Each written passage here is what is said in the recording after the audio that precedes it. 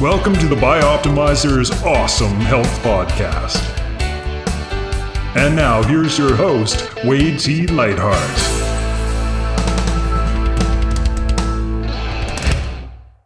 What if you could double your energy naturally without caffeine or stimulants in just 3 short months? It's not only possible, you can transform every aspect of your health if you follow the 12-week blueprint we've created for you in the Awesome Health System. The Awesome Health System is a free course where you receive a daily video lesson spanning the most cutting-edge secrets for air, water, exercise, sunshine, optimizers, mindset, and education. It's something most companies would charge hundreds of dollars for, yet you get it for free when you go to bioptimizers.com.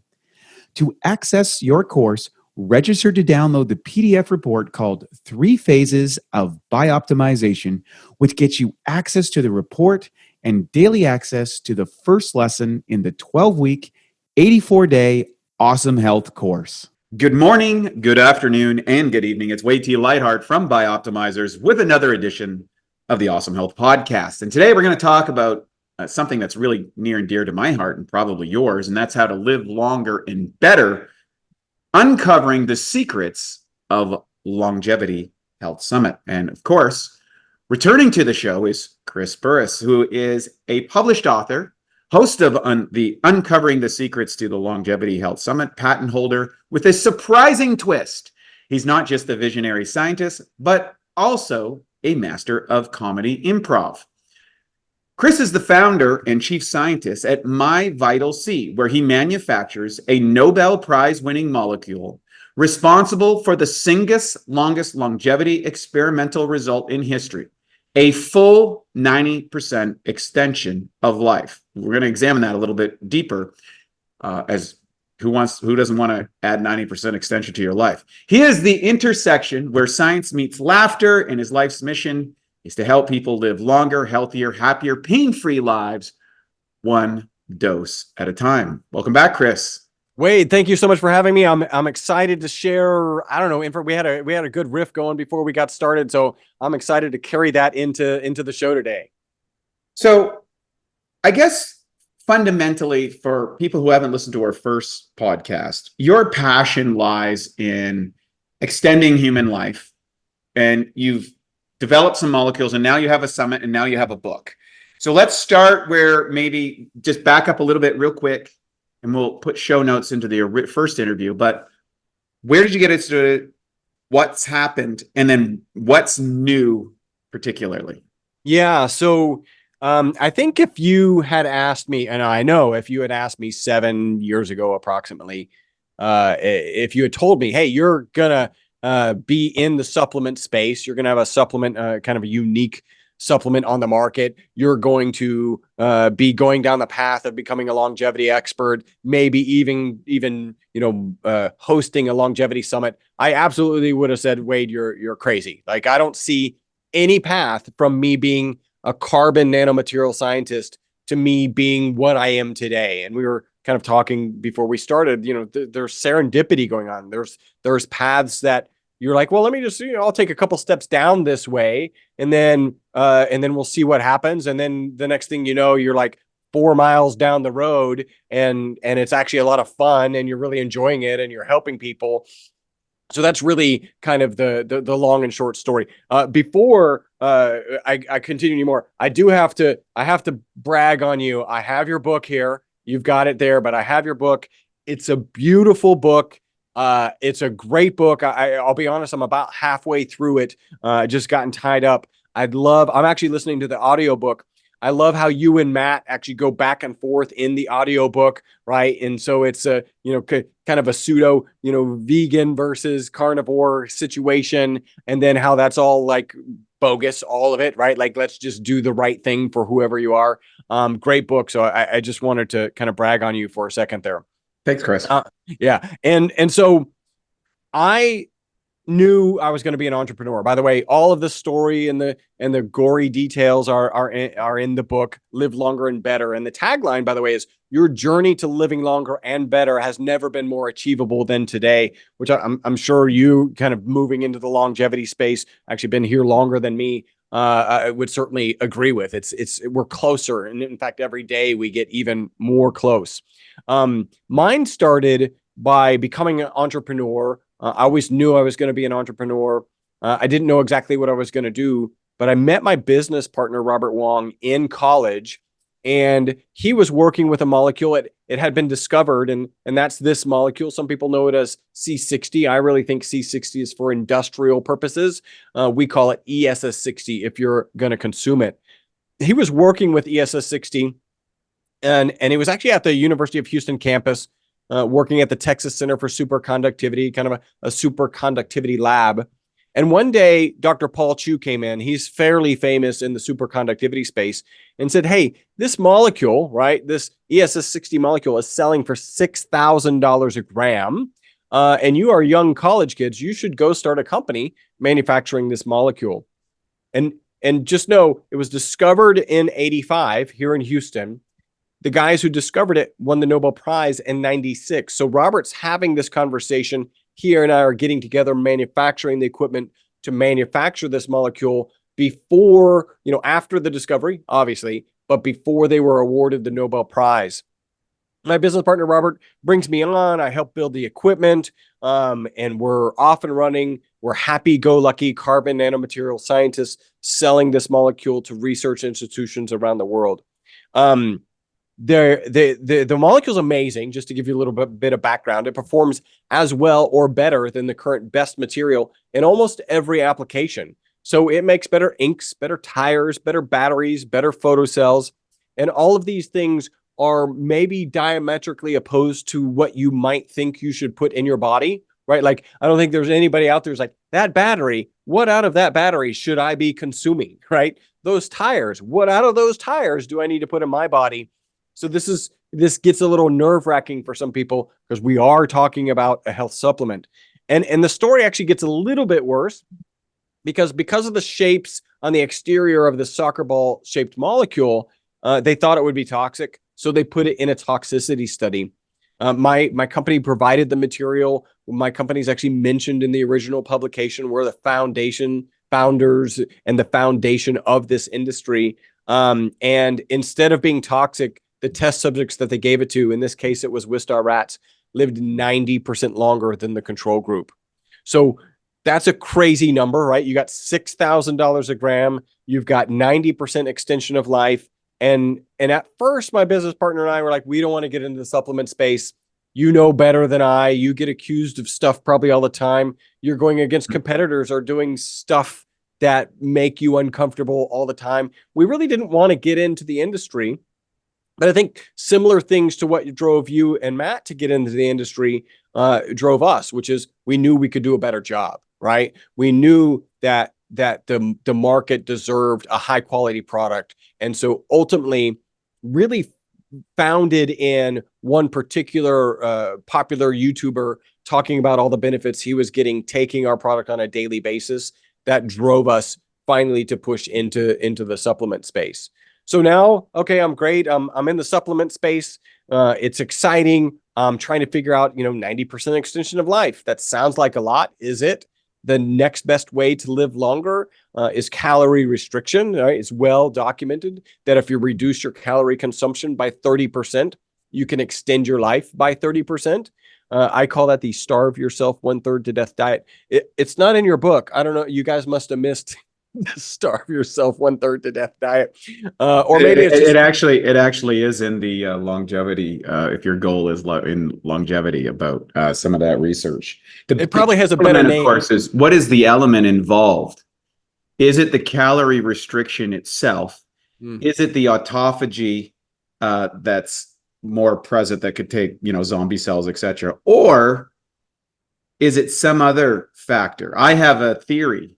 Yeah, that's counter to everyone else. I think it's the preservation of key enzymatic reactions inside of the body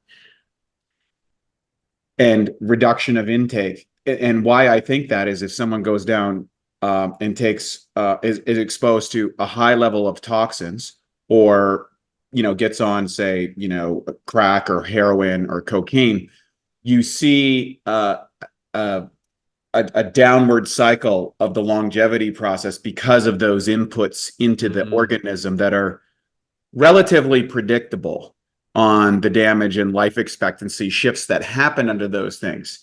Now, many of those, is it the heroin, is it the drugs, is it the free radicals, is it whatever?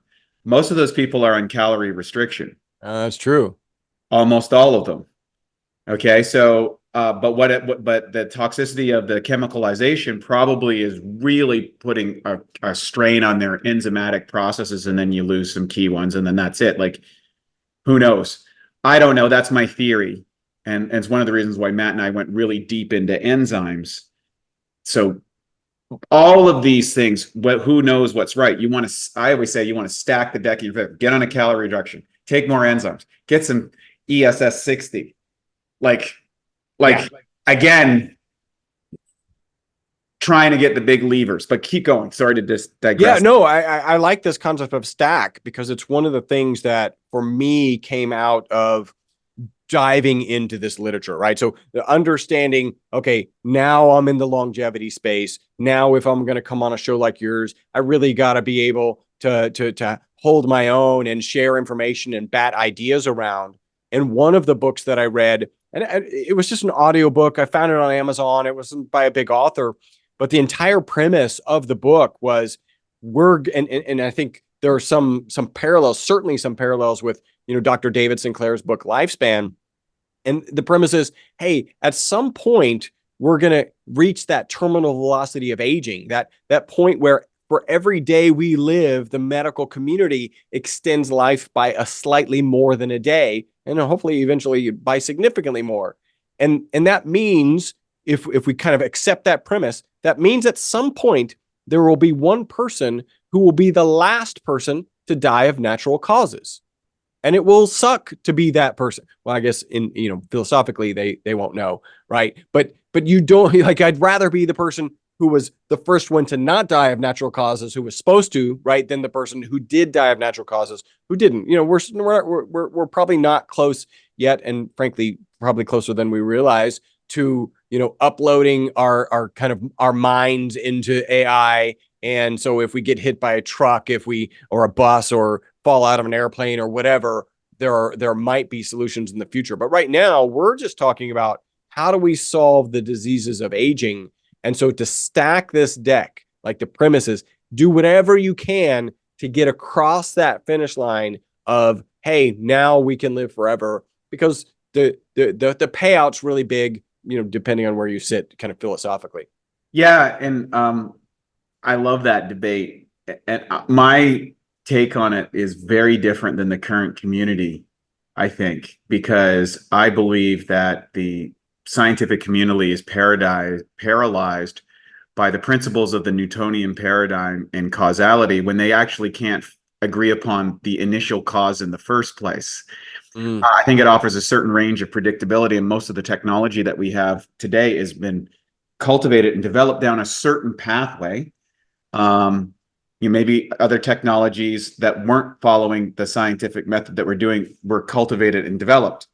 But the assumption primarily is that protoplasmic identification is the determining factors to consciousness, the idea that I'm an I or having an experience. And there's this people on the spiritual side would say, no, consciousness is independent of protoplasmic identification, meaning that, I always say to someone in a simple experiment to do this, and I know we're kind of diversing, but this is so cool that you can go with me here. If I cut off your arm, are you still you? Yes. And if I cut off your legs, are you still you? Yes. Okay, so you can experience maybe the cut off of those limbs through some sort of consciousness perception. Okay, so that immediately says that you're not your body. Yep. Okay, well, we're having a conversation and you're probably monitoring. There's thoughts coming up as I bring forward things and things that come back. So you're able to actually watch your thoughts. Mm-hmm. You also might have an associate set of feelings, right? So feelings. So I could say, I'm feeling sad, I'm feeling happy, I'm feeling loved, I'm feeling rejected, whatever those emotional states. But in order to make observation, that means there must be a single point of reference outside of emotions, outside of thoughts, and outside of body. And to me, that's consciousness itself. But in a relativity to you is directly related to those three things. What's my body doing?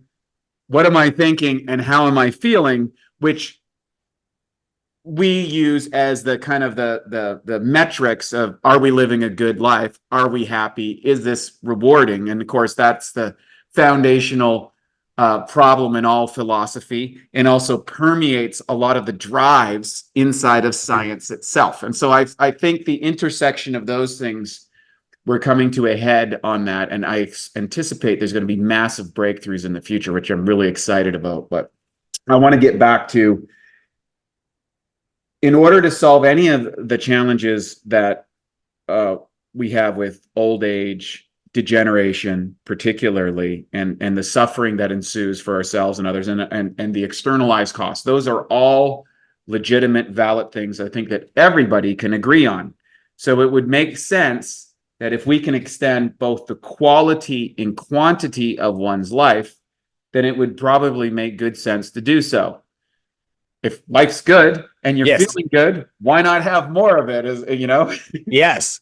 Well, and you know, that goes to, as you know, I've taken it upon, is my role in the company to share the initial research. It's my role in the company to kind of keep driving research forward. So we did kind of a small scale sleep study. And as that role, as I'm sharing this initial research, it may not surprise you, but initially it surprised me at how many people were like, well, why would I even want to live longer? Actually, this is kind of funny. Right. There's a large part of the population that feels that way. Yep. And I'll share with the longevity summit. I'll share that kind of as we wrap up this little discussion, because there's a parallel to a question that I asked every one of the experts that I interviewed. And that question was, how long can we live? And how long do you intend to live? But we'll leave that as a teaser. So as I'm asking people, hey, or telling them the story, and they're like, well, why would I want to live longer? I was first a little surprised because for whatever reason, I've always had 125 in my head. I don't know where it came from. I can't tell you, like at 14 or 13 or 16, when I can't tell you when it happened, but 125. And so that did surprise me. And then I realized, and there's a parallel in the longevity summit, then I realized that people can't separate living longer and living infirmed, right? They can't, they believe that you will be debilitated. You will live in an infirm state, whether it's mental, physical, and emotional, like maybe you're not even there for it. And that's probably even worse, right? At least worse for your caretakers. And so they can't separate this. So if I change the question to, Wade, if you have the same mental capacity that you have today, and you have the same physical capacity that you have today, would you then be interested in living longer? And now that is a quantum shift. And I think we're in the middle of this shift about longevity and what the medical community thinks about how long we can live, but that necessitates this separation of living long and living infirm. Now, I don't know if you had something. Just to interject, of course, most people attending a longevity conference or a scientist of this probably biased to living longer. If you want to live less longer, you're probably down on the corner, drinking beer and shooting out whatever you need to do to kind of like, let's say maybe I can terminate myself, and or taking even more serious measures. And so I don't want to belittle those things, but I also believe that people do have the inalienable right to choose whatever life they so desire. I always like to say I'm a conservative libertarian. And I would like the governments to be least impactful to providing us the most libertarian range of choices and live and let live. But we talk about something that's really critical here. The disability adjusted life expectancy in America is around 60 years old, with a life expectancy thereabouts 80. However, in the last few years, we're seeing a dramatic downturn in all causes mortality, and a downturn or an uptick, I guess, in mental illness depression, unhappiness, sadness. So, and then conversely, there's this small group, and I think you're one of these people that are experiencing an inversion of that model where they're living longer and having higher qualities of life thanks to the scientific developments. And for this talk, because our listeners are in this group, this is what we're trying to address, right? We're motivated. We want to live long. We want to take the actions that we need to take, as many as best with our best, our We best want the perfect guesses. stack. Yeah. Our best guesses. So, it's kind of like putting together a good investment portfolio. Well, we got 80% blue chips, and we've got a couple, and then we're offsetting with money markets, and then we've got 5% to play around with, molecular wildness or biohacking wildness or experimental drugs and genetic experiments, if that's what so happens. Yeah. Yeah. No, I think that's so that is the people that we're speaking to. Now, think about these longevity experts. And I just want to share, similar to 6 years ago, if you had told me I was in the longevity space, I would have said, Wade, yeah, I don't see how that's going to happen. 6 months ago, if you told me that I was going to, hey, Chris, you're going to do a longevity summit, it's a longevity health summit, and you're going to interview 55 people. And of those 55 people, 3 of them are going to be Dave Asprey, right? The father of biohacking, creator of Bulletproof Coffee, which is, I don't see a path from coffee recipe to $100 million business, but he did. And that's something he did, a coffee recipe, right? Bulletproof Coffee. Another one, Ben Greenfield. I think he's probably known in your audience, but as soon as you step outside of kind of biohacking and longevity, I don't know, enthusiasts, no one knows Ben, but he's amazing, has amazing information. It was a joy to interview him. And then also Dr. Gundry, right? A 4-time New York Times bestselling author, a former pediatric thoracic heart surgeon, like just these amazing people. If you told me that's what I was going to do, then I would have just said, Wade, I like to set myself up for success, not failure. I don't see how I'm going to do that. And yet here we are, kind of similar to the path you were talking, I think, before we got on air. Now I'm on the other side of it. And that's exactly what I've accomplished. Yeah, it's so interesting you bring up those 3. All 3 have been on my podcast.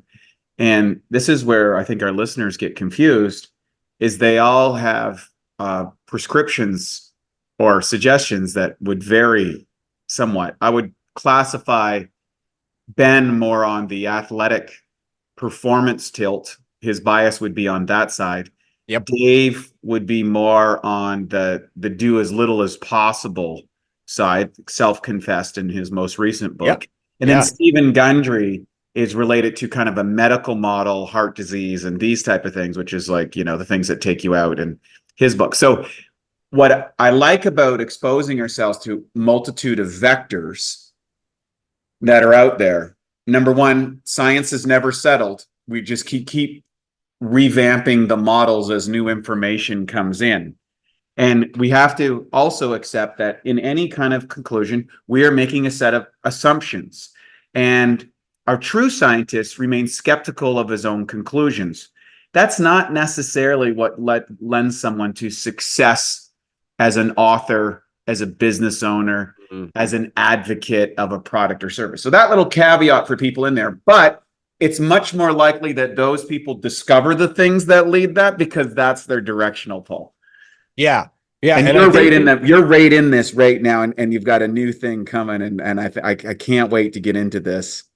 Yeah, it was quite selfishly a great way for me to leapfrog my own knowledge, right? Because if you think about it, it's not just that I interviewed Gundry, Asprey, right. Greenfield. It's that I prepared for an interview, right? Part of what my introduction for Ben Greenfield is like, what would you do if you had this guy who could drop, I described it as knowledge bombs, like has an amazing recall of so many herbs and so many treatments and so many methodologies. And what would you do to make sure you don't mess it up? Well, you know what you do? You do a lot of research, right? You do as much background research. So for each of the 55 experts, I spent at least an hour preparing, right? And then an hour in the interview typically. Interestingly, the goal was like 30 to 40 minutes, but most of them went 50 plus because I just start asking questions and there's so many paths to go down and you know how that goes, right? So that was an hour for each person. But when it came to people who had a lot more content available, right? So even we can just take Sergey Young. I think you've probably interviewed him. If not, you should. He's pretty amazing. He hangs out with like Elon Musk and Tony Robbins, and he wrote the book, The Science and Technology of Growing Young, which is interesting because his name's Sergey Young. And he's an investor in longevity technology. So, you know, you hear the phrase, put your money where your mouth is. Well, like, I want to know where he's putting his money, right? Because that's like, he's talking about it in this book. Where is he actually investing? So that was an amazing interview. For those people, I spent 3 hours, right? So I go in kind of understanding, you're right. They each have kind of a different approach. I'm going to have an understanding of their approach. In the case of Dr. Gundry, he also just came out with a book called Gut Check. It wasn't released when I interviewed him. It's subsequently been released. I think it was released in latter part of January. And so I got to read that book and was asking him questions about that book. And this is his kind of latest and greatest concepts about, you know, health and longevity. And so these are just amazing opportunities. And then I regularly say every interview I did, I just walked away with more homework of things that I needed to research and understand better. Yes. And I think for our listeners too, one always has to try, like I said, we want to stack the deck in your favor and remain flexible enough to let go of previous conceptions and integrate new ones. A great example of this would be relative to David Sinclair and his deep advocacy of metformin as a longevity product, and then the rescindment of that as information came later down the road about some potential contraindications that weren't indicated in the first research. That's a great example. Yep. We can go back as far as that. Remember the cover of with Time magazine with the eggs and the cholesterol issue, which was partially right, but not truly accurate. And that was like 20 years for the egg farmers of America to undo that one picture, essentially. And I was close to someone who was part of that group. And this is now with the distribution of information so rapidly and charismatic leaders in those fields who keep in mind, and we talk about this in our book, depending on your genetics, and this was what sparked the debate with Matt and I. He did really well on a ketogenic diet. I did really well on a plant-based diet. And some of the principles are diametrically opposed. Well, when you overlay it with your genes, though, well, guess what? There were some key elements that I could learn from Matt that I could then adopt to my plant-based diet, which makes me a healthier person. There were key aspects from my vegetarian philosophy that he was able to integrate in a ketogenic diet that was beneficial for him. And then the light bulb goes off and like, holy shoot, how many times is this? Because no one's absolutely right. No one's absolutely wrong. Yeah. And I think one of the things this kind of has been percolating for a while, which is no matter, because you guys address this, like people go on diets and then they work for a while and then they just stop working. And I think a lot of that is on almost any diet you go on, you're getting off of the SAD diet, right? The standard American diet. Let's just say that long-term carnivore was the worst thing for you. It's going to work in the beginning because you're getting off of all of this processed foods, right? And then if there's some long-term accumulation or whatever, and you deal with that, but you are going to see a benefit in the beginning. Same, let's just pretend that vegan was the worst possible diet and it accumulates all of this oxalates or whatever. And but you would still improve in the early part because you're getting off of this garbage diet. And I think the reality is get into whole foods, whether meat is part of it or not. And you talk about this. And then I loved what you guys talk about kind of cycling off, that you've got to have some breaks, and because you end up with these plateaus. And what are you going to do about a plateau? Well, you don't, when you were bodybuilding, you just muscled through it, right? like you just muscled through it. But now that's not easy. Like you talk about all of these drives and pulls that pull you back towards, calorie rich food and things that you're craving.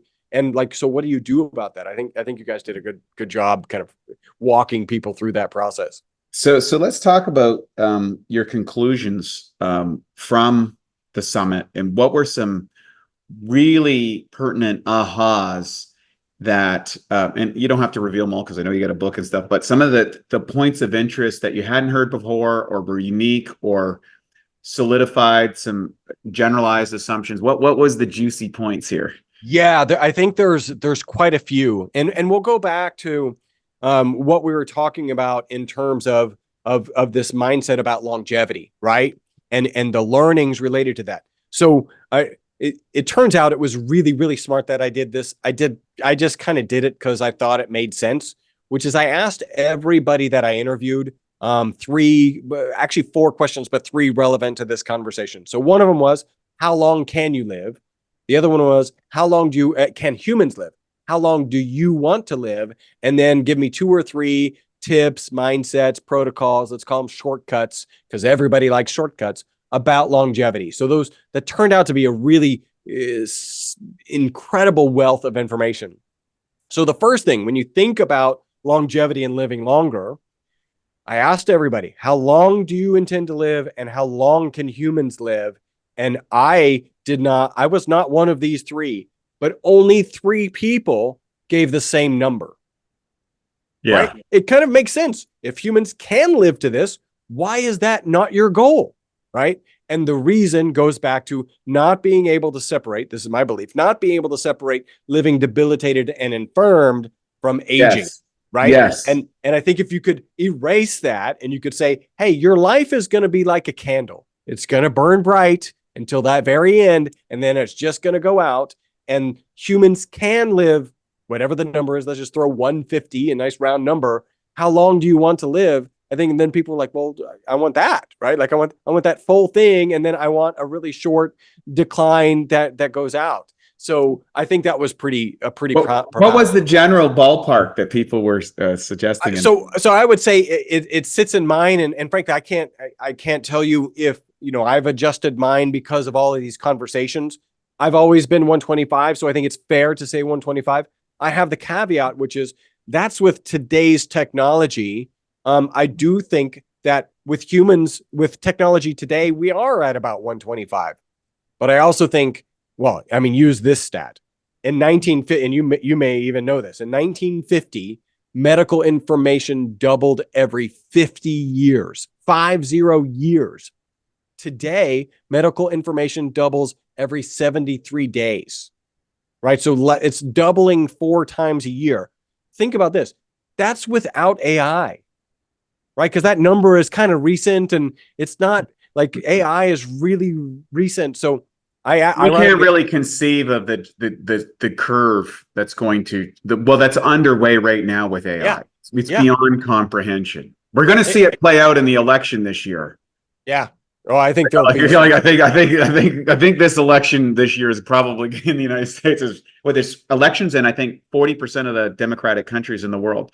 So I believe that AI is going to play a big role in that.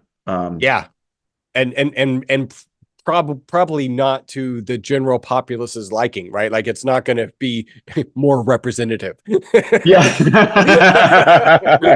True that. All right. So 125, I guess, was about the ballpark. Yep. Was there what was the most radical and what was the most conservative? So I think conservative. So a lot of people really just laid out the caveat of, I just want to have my faculties. I just want to be continue to deliver value to people. And as long as that's going on, as long as I can. And I think in the 80s and 90s was a lot of consensus. I think a lot of the consensus about how long humans can live was 120, right? You got Jean Clement, who lived to, I think, 122. And so there was kind of evidence that we can get to 120. And so I think that's kind of the landscape. Dave Asprey was interesting. Like he kind of quite vocally says his target is 180. But when I asked him the question, he was like, I don't know. Like at some point, I just want to go into a cave, start meditating, rise up out of my body, and just go travel around the world. right? And so very esoteric. But that was kind of the landscape of the answers that we got for that. Yeah. Yeah. It's very interesting. I base my own marks for those who like to know. I looked at my grandparents who lived to be 95 and 96 respectively. And I looked at I'm from Canada, and I looked at the data when my father started paying social services as part of his income in 1967 in Canada. The life expectancy was about 67 after. Oh, wow. So they put retirement age at 65 because they thought the average person lives about 2 years after they retire. Okay. So, and if we look at the development, and I would attribute most of this benefit to surgery, improvements in surgery and acute care, ambulance, medical emergency, all that sort of stuff. Life expectancy was right around 80. So we saw essentially a 20% gain. Yep. And my grandparents got to live at the top end of that cycle. Yeah. Yeah. If you will. And so into the top end. Yeah. Yeah. So I said, okay, well, let's say, and they weren't doing nearly any of the stuff that I'm doing, but although they did grow up in a different environment, so we don't know what the impact of that was. I said, if I take that as we can probably, with biohacking technology, scientific integrations, all these things that are coming out from all these smart people, let's say we can take that 80 and extend that by about 20% in the course of my lifetime, as was in my father's lifetime. Yep. That would put the average to the meridian to 95. And if I live towards the top end of that matrix, because I've integrated more of these things, I should be able to get into the low teens, like 110 to 115 should be the range that's probably the top end. And I'm fairly comfortable with that goal.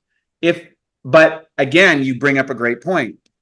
We like to think things as linear progression, but there's these geometric jumps, which is part and parcel to the Industrial Revolution. At one time, the horse was the fastest thing on the planet, and then the steam engine came in, and that was it. Trains came, and then cars, and then planes, and so everything began to just start to warp as technology compressed time and space.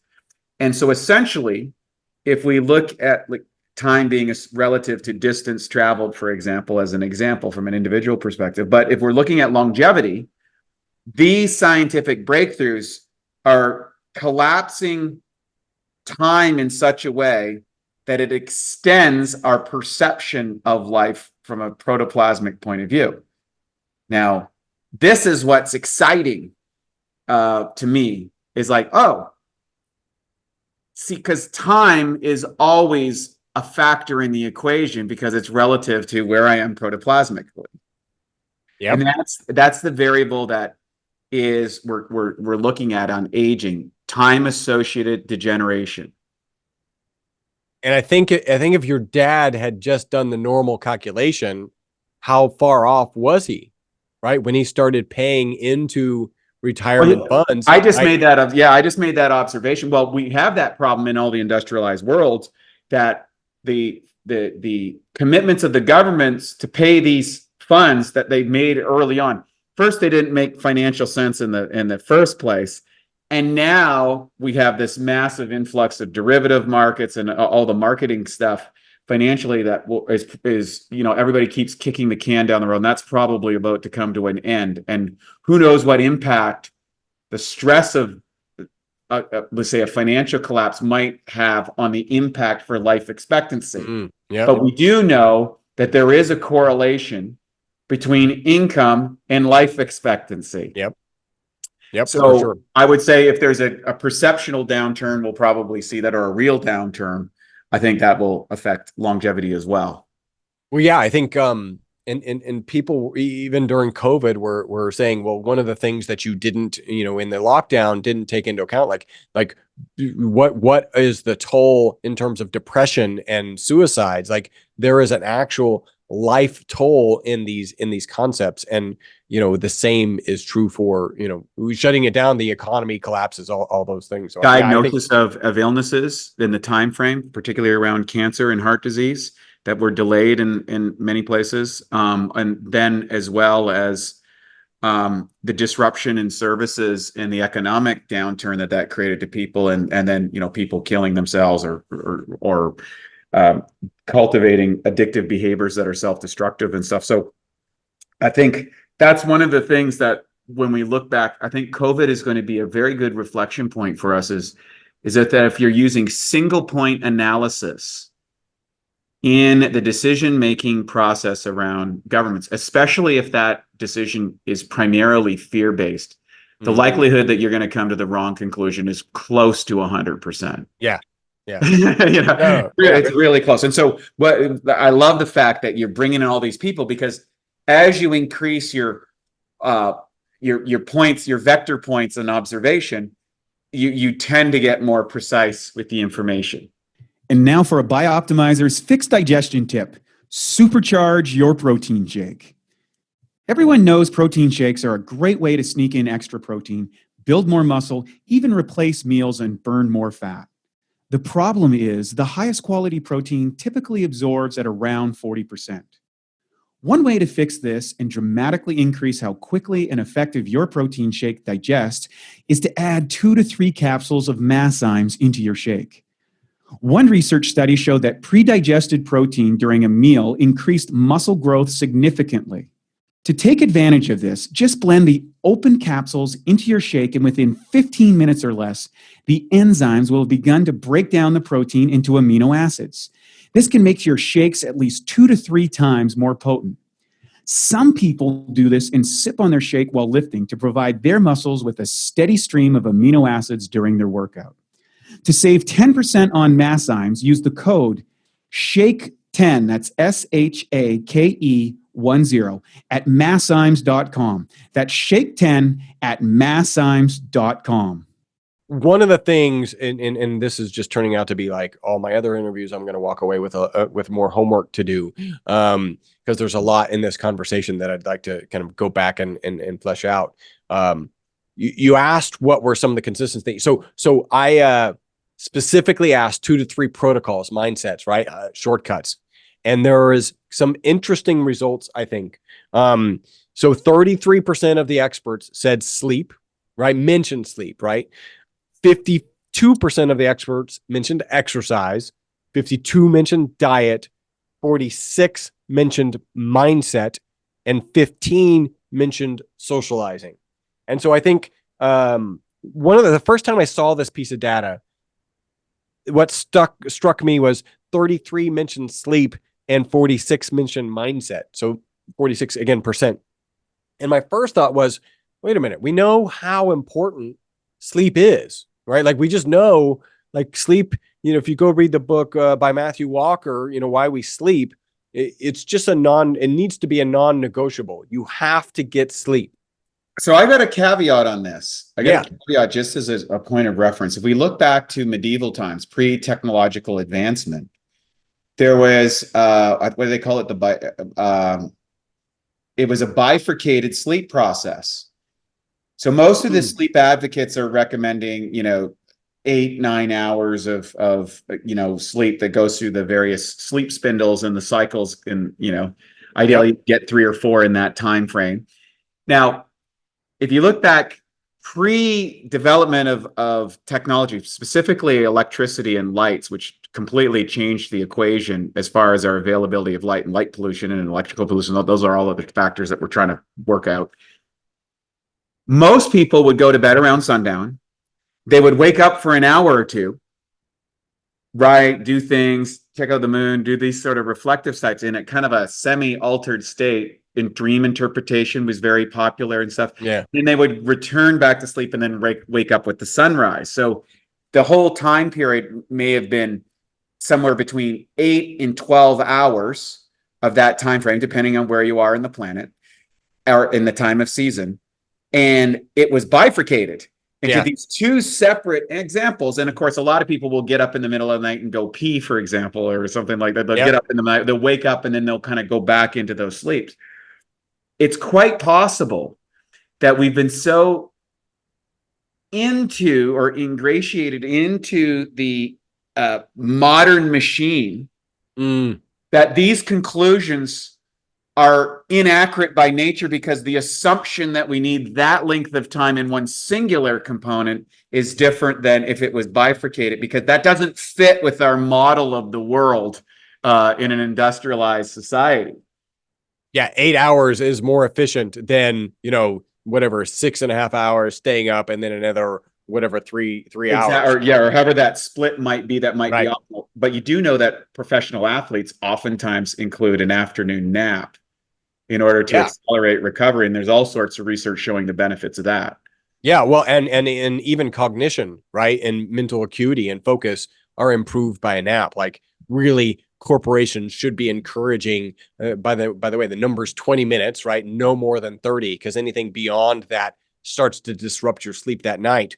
But yeah, naps are a good thing. I don't take nearly enough, but none of us do, right? We just take some more caffeine or some more stimulants, or turn on the computer and let's go harder.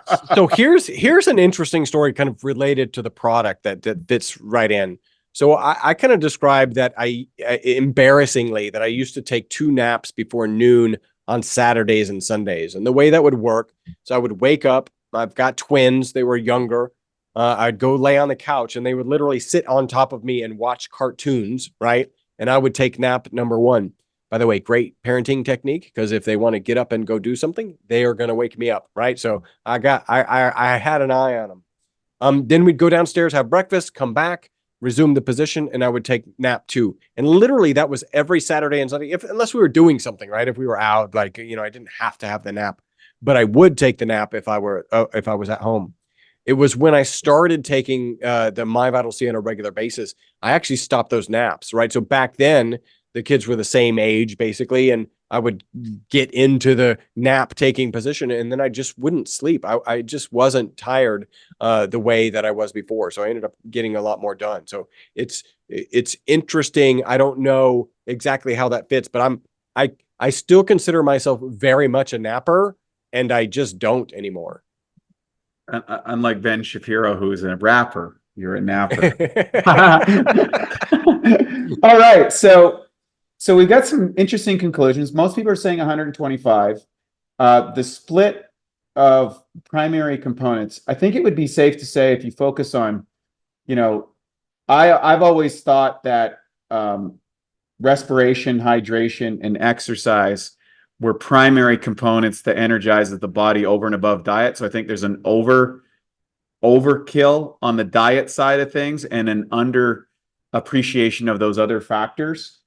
And then Matt was a sleep guy because he struggled with sleep. I've not had those type of problems to the same extent, so it didn't seem as important. So I think a lot of those determinations are going to be particular elements that were also biased in maybe the one thing that made the biggest shift in them. And so they're saying that's the big mover. So if you didn't sleep well and you incorporated sleep, all your markers go up. If you didn't exercise sufficiently enough and you started doing that, your markers go up. If you weren't following a reasonable diet and you switch that, your markers go up. And then if you had a lousy mindset and you decided to shift it after studying this blue zones and social groups, and that helped. And then socializing, which would be correlated to that. And I think it's fascinating about these things. So, but I want to get away from that, and I want to get to both of your breakthroughs. So you have the ESS 60. Maybe you can finish that, and then I want you to talk about My Vital C for our listeners and what your research around that has demonstrated, and why this might be some things that they want to incorporate as a vector in their longevity. Yeah. Before I jump into that, I want to kind of share with you my mindset, right? Because sleep was 33%, ironically, that mindset was 46%. And I thought maybe they had gotten it wrong because sleep was so important. But then actually one of the stories, Dr. Gundry tells the story in the interview of a high level social media guy. I don't know who. It'd be kind of cool if it was Mark Zuckerberg, and that wouldn't surprise me. But somebody came to him, and the first thing that Dr. Gundry shared is 100% of the people who come to him have antibodies to wheat, right? 100% of them, even if they've even removed wheat from their diet, 100. And this is one of his key indicators of leaky gut. By the way, he mentions leaky gut 102 times in his newest book, and it's obviously a keystone concept for him. So 100% of it. So this social media guy comes to him. He's like, "Hey, I've got aching. I'm just an achy person. I don't want to be achy anymore." They do all the tests, eggs and cheese, milk products, and wheat. And he says, "Listen, you got to give up all of this stuff, whatever the right stuff was," and it included eggs. And the social media guy was like, "I can do all of that. I just can't give up eggs. I eat omelets every day for breakfast. And so I can't give up eggs." And Dr. Gundry was like, "Well, like, you're the one who hurts. Like, if you don't want to give up eggs, you're right. I can't make you give up eggs." And that's where I think mindset really does matter, right? Because we all know somebody who isn't willing to adjust their diet or isn't willing to figure out how to get movement. By the way, we're thinking we want to break up exercise into movement and exercise, because I think people mistake movement for exercise, and we've only had to come up with this concept of exercise since our capacity for technological innovation has made us a sedentary species, as opposed to one of the most mobile species on the planet.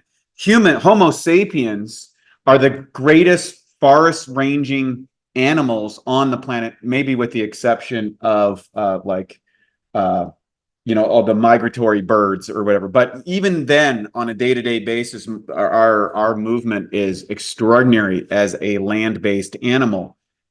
But that's, and I'll quote, if you go back to I think it was the World Health Organization back almost 100 years ago, turn of the century, they suggested 20 miles of walking per day was standard. Yeah. Anyway, wasn't that really possible? Yeah. Well, if I talk to my grandfather and what he was doing as a kid and yarding logs and going into town and coming back, yeah, he probably rocked 20 miles a day because he had to. Yeah. Today, I suspect you would have less than 0.0001% of the population that walks 20 miles a day. Oh, yeah. I don't even think it would be that. It'd be probably 1 in a million, maybe here in the modern world, where if you go to more rural settings or third world countries, particularly like, let's say, the savannah in Africa or something like that, you probably see people walking a lot of that distance. Yep. And so, and then the physical labor that's involved in a non-technological world, you have to have, as we like to call it back where I'm from, man strength. Strength in the gym is not the same as the strength in the real world. Yeah. Of heavy lifting and disbalance and stuff. And of course, that gave the whole functional training evolution after the gyms. And it becomes fascinating about this. Yeah. But I think if we could qualify exercise, I would qualify them in exercise that builds or retains muscle, is stimulatory enough to build skeletal muscle mass, because that's a big determinant of longevity and mobility, quality of life. Then we have cardiovascular training, which is aerobic. And then there's lactate threshold training, which is kind of a very high intensity and can spike hormonal response, as well as creating new capacities to handle suboptimal lactate levels inside of the body. And some of the adaptive responses are positive.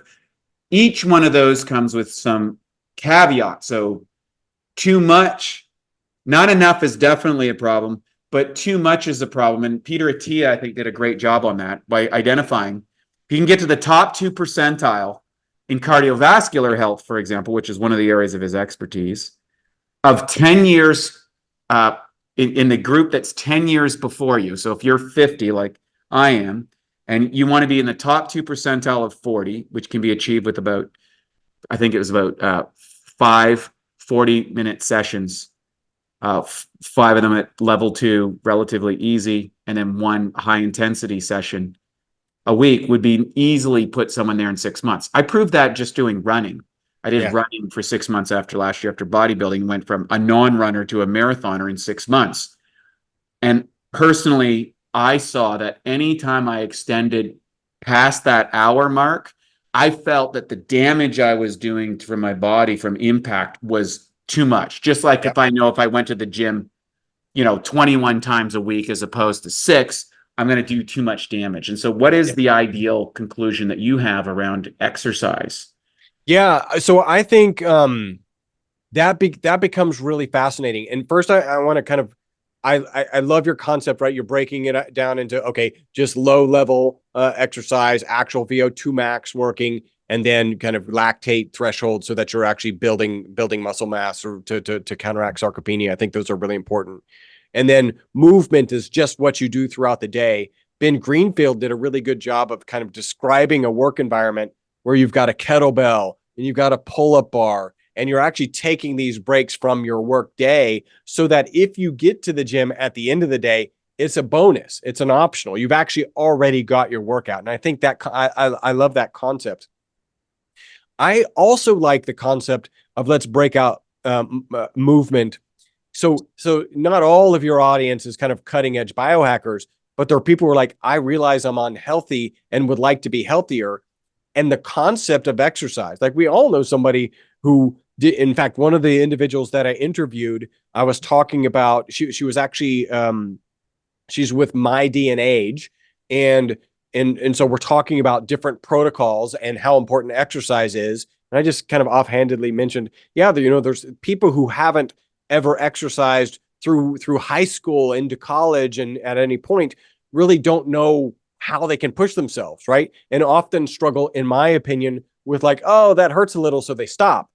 And for that group of people who may be there, I think we've got to stress, hey, maybe back off of the concept of exercise. Maybe you'll get there eventually, but do movement. Like get out and walk. And if a 20-minute walk is just too much of a commitment, do a 5-minute walk, right? Just get out and do something, because the increase in blood flow from anything that you do on a daily basis, that's going to be better than actually if you took all those 5 minutes and compressed them into one session. It's much better to do it. Now, obviously, got to do more than 5 minutes, but if you can't do more than 5 minutes, do the 5 minutes. And I think that's, one of the things that is really important here.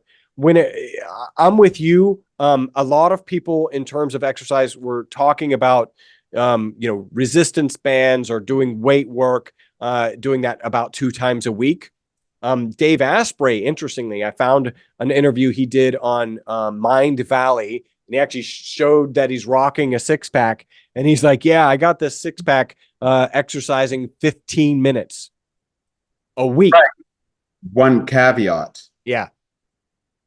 He's not disclosing all of the effects of the exogenous concoctions that he's putting into his body. So, for example, I'm a natural bodybuilding champion and a professional in the area. And so I've got 35 years experience in the sport at a very high level, at least at a world championship level. So the highest level, I think, is fair to say. Yeah, but and when I can get to the world championships, but that doesn't mean I can win it. There's just genetics that play a part in it. And there's some guys that just go, hey, congratulations. There's no day ever in my life that I'll ever beat that person. Just like I'm never going to play in a center in the NBA. Yeah. No matter how hard I might train. So there are genetic limits to everybody. But one of the things that I think, and then to finish that off, if I was to take a course of even TRT, for example, at my age, testosterone replacement therapy, it would be quite likely I would add 8 to 15 pounds of lean body mass to my tissue over the course of the next 12 months, which would put me from somewhere in the bottom of the pack at the World Championships to being competitive with the top guys who may be genetically superior. Then if I stack things like peptides and other endogenous things. There's a whole host of things that beyond, say, TRT. And there's TRT, which is just getting your ordinals, and then there's super physical levels. I can walk down to Gold's Gym and I can find on any given day someone who's never competed, who's using, say, anabolics that we kind of identified, and they would destroy the world champion. And they've never even competed before, because it's just, you can't disregard these other compounds. And one of the things that I think is really difficult for people to discern is the difference between exercise related outcomes versus exercise plus exogenous compounds. Very different. It's not even comparable. So I think, and to Dave's credit, he's fairly communicative about all the things that he's on, but you can't go and say, well, I'm doing this many minutes a day of exercise and I'm able to have all this muscle mass in a six-pack. Okay, great. But what else are you doing? Yeah. Because those are contributing factors, probably more than the exercise. So you could give somebody who's gone through an exercise program not on exogenous hormones, and someone who isn't and going through an exercise program. And at the end of the 12-week study, a lot of the people that just took the hormones will have better results than the people that did nothing. Yep. And people don't know this unless they've been in that field. And so just a caveat on that. And I think Dave's message is really developed for the non-exercise program who struggled with weight loss. His story, I think, is relative to his consumer. It's not a message that's relative maybe to my bent, but that doesn't mean it's not accurate or not right. It's just you have to look at all of these components and making a decision for yourself.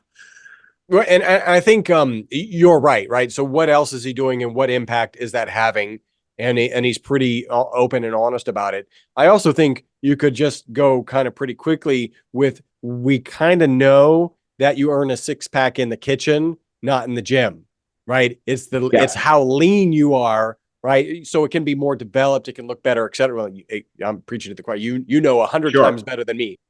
Sure. And whether as a six-pack or not, he would place dead last in any contest. That's not really his goal. Right. But I think it's relative because most people struggle with obesity. The obesity rates are much higher than, and getting that down, because that just destroys all health parameters for longevity. And that's where I think Dave's message is valuable, providing a methodology for people less inclined or less motivated to exercise. Yeah. How do you get yourself into some sort of good body fat levels? And one other thing is a six-pack does not necessarily mean that someone's healthy. Yep. And that's another assumption we make. I think it's a good indication of someone who's in an optimal body fat zone, perhaps, or close to it. But there's all kinds of people who have six-packs that are suboptimal body fats. And I'm from that community on that side of the bodybuilding side, which you're taking yourself into really suboptimal body fat percentages and for contests. And you'll see that on the cover of magazines, for example. My understanding is that women should not have six-packs. In order to get a six-pack on a woman, there are actually body fat is below kind of healthy ranges. And so in general, and there's probably genetic it depends on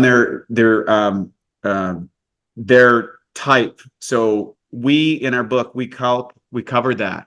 We talked about that, an endomorphic person is probably not going to have a set point body fat at a really low rate. So I'll give you a range. I don't have great genes for losing body fat. So my natural set point from a healthy standpoint cruises around 8 to 12. Wow. If I'm doing everything, it's relatively easy for me to stay in that zone. However, it's really easy for me to go to 16, 18, 20% in a span of 3 months if I'm not mindful. Yeah. It's that quick for me. Yeah. Now, what's unusual is I can get to low body fat percentages, but it requires a disproportionate amount of discipline that I don't think is within the reasonable amounts for most people. Yeah. I find it unreasonable almost. So that's right. So I played semi-professional soccer and ended up on the field with actual guys who got paid to play soccer. And there's so many things in this world that are asymptotic, right? Like, so there's people who play soccer. When you play soccer into your 30s, which I did, you tend to be a lot better than the average person, because if you suck at soccer, you're not playing at 30, right? And then, semi-professional, and then those guys are just, it's not just the genetics, which were better. I was always very slow, but then it's how much are they training? How much are they focused on diet? It's just asymptotic. So what you're describing makes perfect sense. Yeah, 8's no problem. Getting to 6, oh my God, right? Like, it's just such a quantum shift in effort to manage in that direction. Yeah. And you're fighting evolutionary biases. And the evolutionary biases, I don't want to build too much lean body mass, and I want to retain excess body fat for potential for starvation, which was predominant within human society through most of our evolutionary tendencies. And that's why bodybuilders per se, or strength athletes or endurance athletes on the extreme level, they're taking exogenous substances in order to extend performance at the cost of their health. Yeah. They're willing to sacrifice health for that top end of the curve. And that's why I like Atiya's work. He says, once you get to the top 2 percentile, the juice isn't worth the squeeze afterward. Yeah. And he's coming from that high impact, like that high, the crazy endurance side. I'm coming from the strength or the bodybuilding side. So I really resonated with that. And as a generalization target for people, I'm like, try to go to the top 2%, muscle mass, cardiovascular health, body fat percentage, body fat composition, all of your markers that you're going to have, be on the upper 2% of all those ranges. I think gives you a better idea than being on the lower 2%. Yeah, no, that makes sense. Yeah, that's a really good goal to work towards, for sure. Yeah. So, I don't know. We're way off the reservation. We got such an attention. It's been so fun. I want to get back to your products and your breakthroughs, because I don't want to take away from that. And we've kind of got into this really fun back and forth, which is great, because I'm so passionate about it, and I can tell you are too. So talk about your products and your book and these breakthroughs and what makes them unique. Yeah, I think maybe a good way, one, to just describe how I ended up here, because I really think that there's a number of ways that people get into the supplement business. And one of them is, they wake up and they want to be wealthy and they decide to do it with supplements. And I have no problem with people being wealthy. It's just not how I ended up here. The other is they solve their own problems, right? Or maybe the problems of a loved one, and they want to save the world. And so they start a supplement company. You guys probably fit more into this realm. And hopefully it doesn't surprise you. I'm not against people saving the world. It's just not how I ended up here. I ended up here because I've been manufacturing this carbon molecule. I'm holding up that soccer ball molecule since 1991. They threw it in this crazy toxicity study. Instead of being toxic, the test subjects lived 90% longer than the control group. And so things that we're doing, one of the things, the way the scientific process is supposed to work is you got the theory, right? That anecdote comes up with a theory. And in this case, ironically, the theory was that it was toxic, with no anecdotes, actually. They thought it would be toxic. They put it in the study. It was not toxic. The test subjects lived 90% longer than the control group. And then what's supposed to happen is another research organization does that same research, right? To confirm it. You can't have the bias of the same organization doing it. And so that's kind of our next step, is like, how do we recreate that original study?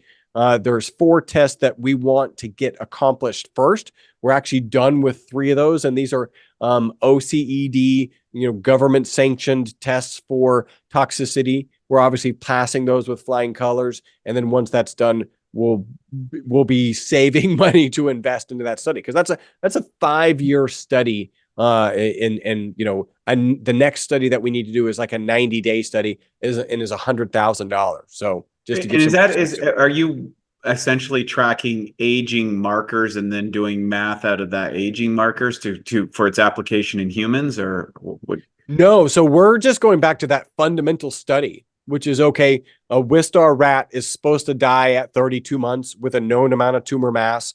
Let's see. And the dosing was weak. Like they actually backed off on the dosing.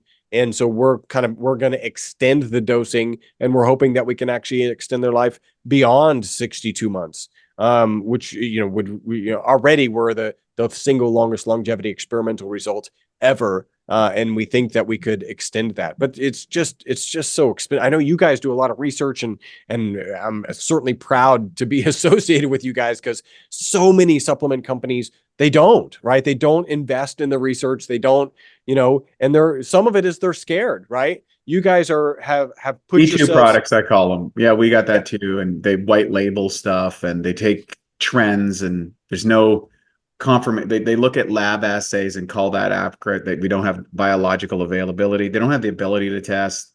There's a variety of assumptions, contaminant studies, and there's the supplier chains, providing faulty lab assays.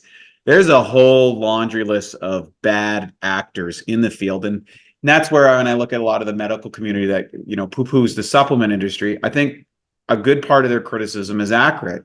Yeah. Being projected onto a lot of the supplement companies. That being said, again, just like we were talking about longevity, narrowing down onto, well, what constitutes a good product, a good company, a good supplement that may advantages?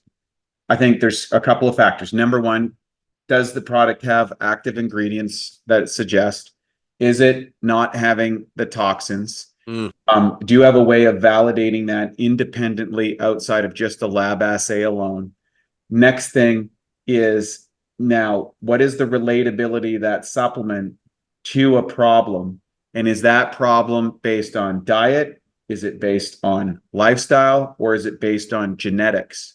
So, for example, if I have light colored skin, well, I can go out for 15 minutes and manufacture sufficient amounts of vitamin D in a sunny day that my girlfriend, who's Brazilian, would need 6 to 8 hours.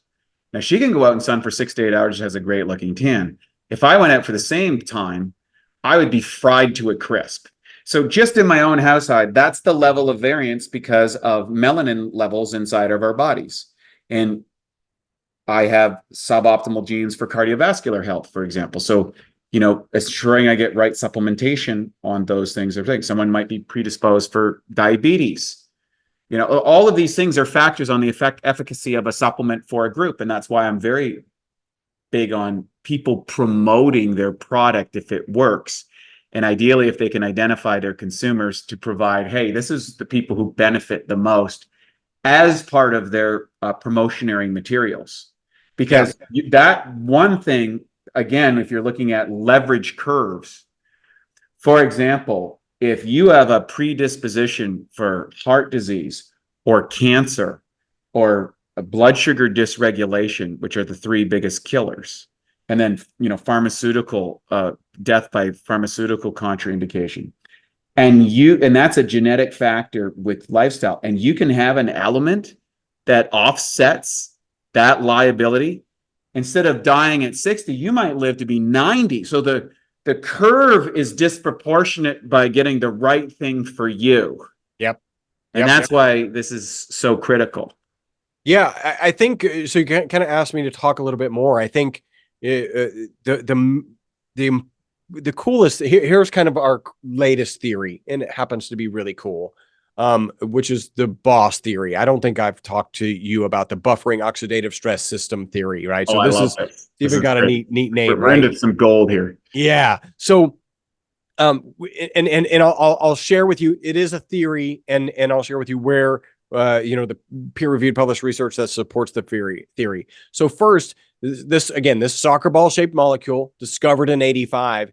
Even in the 90s, when we started delivering it to labs and they were able to do research on it, they understood that it could hold 6 negatively charged particles on the exterior of this cage, right?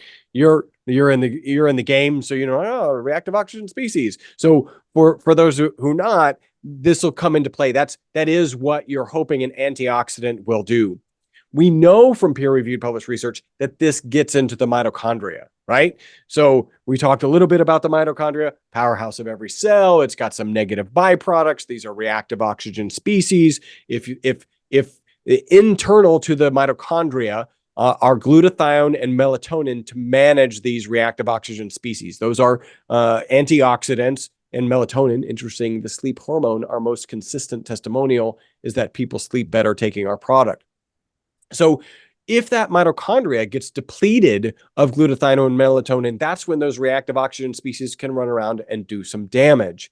And I've got this kind of analogy. If you imagine Bourbon Street, right, the end of Mardi Gras, you've got these drunk reactive oxygen species running around, breaking windows and smashing car doors and tearing down light poles. And you've got the glutathione and melatonin police coming in and handcuffing themselves to these reactive oxygen species and getting them off of Bourbon Street. If that mitochondria, we all know that we get depletion in our body at different times. If that mitochondria gets depleted of glutathione and melatonin, this ESS60 molecule can act as a paddy wagon, right? So now it can hold on to those reactive oxygen species, up to 6 of them, prevent them from doing damage. And then when that mitochondria can replace the glutathione and the melatonin, then it can attach to those reactive oxygen species that the ESS60 molecule has been holding and get them out of the body, right? And so this is pretty phenomenal. We've got testimonials from head to toe, and I'm scratching, it's my job to like kind of figure out what's going on. This theory makes sense from that perspective. If you improve the negative byproduct of your mitochondria production, right? If you reduce these the availability of reactive oxygen species to do damage, then you're going to have improvements from head to toe. And theoretically, this is the not just quantity, this is quality of life. So one of the challenges that people have when they're in an aging or degenerative state of any kind, that's disease state, is the lack of vitality or the lack of energy. In other words, they're not able to extract energy out of the mitochondria. Yep. And if what you're saying is if you can preserve the function, essentially, you're putting a catalytic converter on your mitochondria to reduce the amount of emissions, the energetic emissions from your car, your engine of your car, then you can theoretically have cleaner air in the organism of the earth. In this case, it's the organism of you. That means that you have a more efficient burning energy producing system with less waste, and everybody can breathe a little easier and be a little happier. Improvements from head to toe. Now add one more little piece, right? Because reactive oxygen species aren't just damaging, they're also indicators, right? So they're a signaling molecule, right? Hey, my mitochondria over here is out of glutathione and melatonin. That's why this guy is out free. You guys need to figure out some way to support this mitochondria. So it's a signaling molecule. We believe that when it's attached to the exterior of this ESS60 cage, it can still function as a signaling molecule, but not actually do the damage. So that's another kind of add-on. So you're not detracting from the benefit of those reactive oxygen, because there is a slight benefit, that signaling opportunity. You're not removing that. You're just removing it from doing damage. Very powerful. And it's not protesters, it's reactive oxygen species. Yeah, that can solve a political debate right there. They've had too They're many not protesting grenades. anything. They're a reactive oxygen species that we need to address. Okay, let's that was just a bad, tasteless joke. But anyway, let's get on to and so ESS60 is one of those elements that delivers on that, and there's a lot of scientific evidence to support that. How does a person get ESS60? Well, so we're gonna have a link. I know I made a link for you before, and I don't remember. I'll tell you what. We'll make one, and I'll have it live by the time. Do you want it to be myvitalc.com/Bioptimizers? That'd be great. Okay, so myvitalc.com/Bioptimizers. You can go directly there. There'll be a coupon code, Bioptimizers, and I'll do plural and singular just so we don't have to worry about it. And that'll be good for $15 off of an initial purchase. What I'm going to suggest is when you land on that page, you'll find our product. We've got olive oil, MCT oil, avocado oil. We always start with with olive oil for two reasons. One, we're a research-based organization, and all the research is in the ESS60 molecule in olive oil. And then number two is we actually get more of the ESS60 molecule to dissolve in olive oil. It's just the saturation point is higher in olive oil. Also, you get a 25% discount if you go on subscription. Don't worry, you can cancel at any time. Our customer service department has 850 plus 5-star reviews. They are not trained to talk you out of canceling your subscription. Go ahead and take advantage of that discount. So it's myvitalc.com/Bioptimizers. And then Bioptimizers will also be the coupon code for $15 off. When you get to that page, you can get into the menu structure and find the book. You can also find it at Amazon. I'm working on the audiobook. That'll come out soon here. That was actually a more challenging process than I ever thought it. I see your face. Than I ever thought it was going to be. But we're doing something cool with charity with the book. So the book's $20, whether you get it on Amazon or our website. If you pay $10, you can get a signed copy. If you pay $15, you get a signed by both authors. So my co-author is Dr. Jerome Corsi. He's a 2-time New York Times #1 bestseller, right? So it's amazing to be a New York Times bestseller. To get to #1 is just it's that asymptotic curve we've been talking about today. That's really it's beyond difficult. Right? He's done that twice. If you want his signature and my signature, it's $15. The full signature money, right? So if it's just me, $10 or $15 for both of us, goes to a charity called OUR, Operation Underground Railroad. There was a movie recently, The Sound of Freedom. It's addressing child sex trafficking and obviously something that we want to deal with and stop. And I happened to see him speak before the movie came out. Definitely moved me. So all of the money for the signatures goes to Operation Underground Railroad. Yeah, that's a great organization. And that message, I highly recommend people to go see it. It is impactful and it's disturbing. I'll be free on it, but it's not graphically disturbing. It's just disturbing on bringing awareness to what's happening to people and how that process is happening, and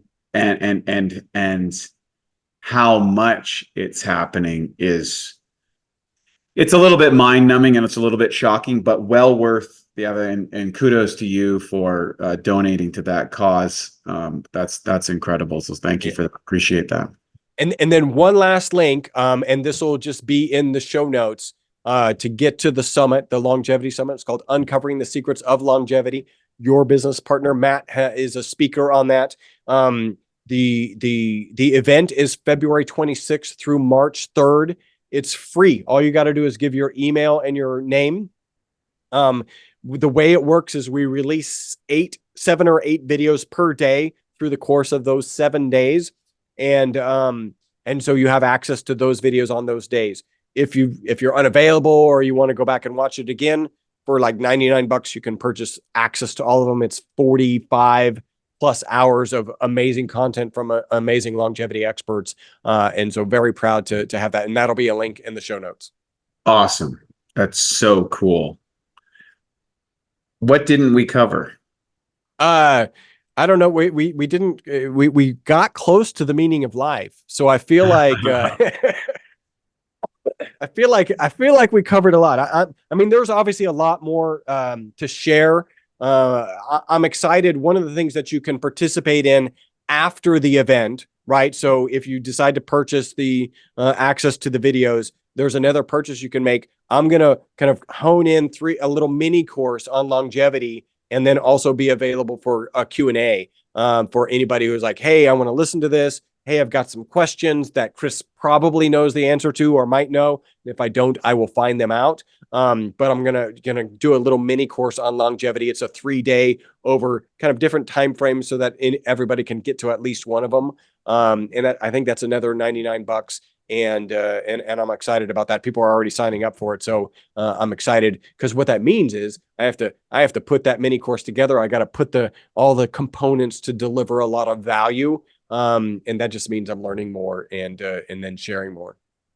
It's so great that you're committed to this process and you're contributing to the puzzle, not only from an information standpoint, but at a production standpoint and a research thing. So a delight to have you on the podcast. This has been a really fun back and forth. And thank you for engaging with me. It's not always I can have those conversations, but we got to go today and some of these things that float around in my brain. So I really enjoyed this. I was already looking forward to it, and it was even better than I thought.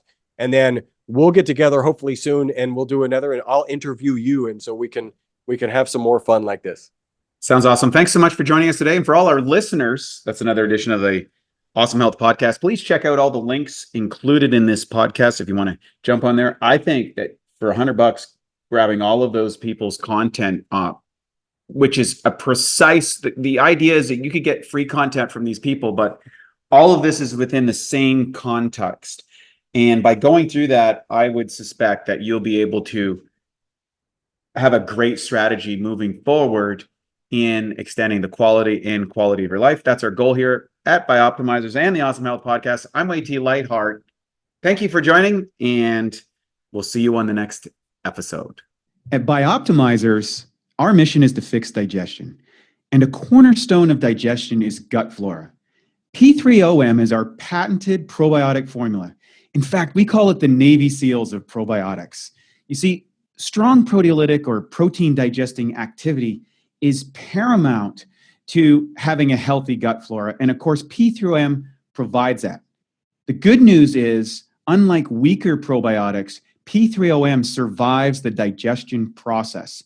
What it does is it basically multiplies the good guys while protecting you against pathogens, or what some people call the bad guys. P3OM really helps to rebuild your digestion. And what that allows you to do is to maximize nutrient uptake, energy, and metabolism. To find out more of how P3OM can help you, go to www.bioptimizers.com. Thank you for listening to the Bioptimizers Awesome Health Podcast. You can find more information at bioptimizers.com.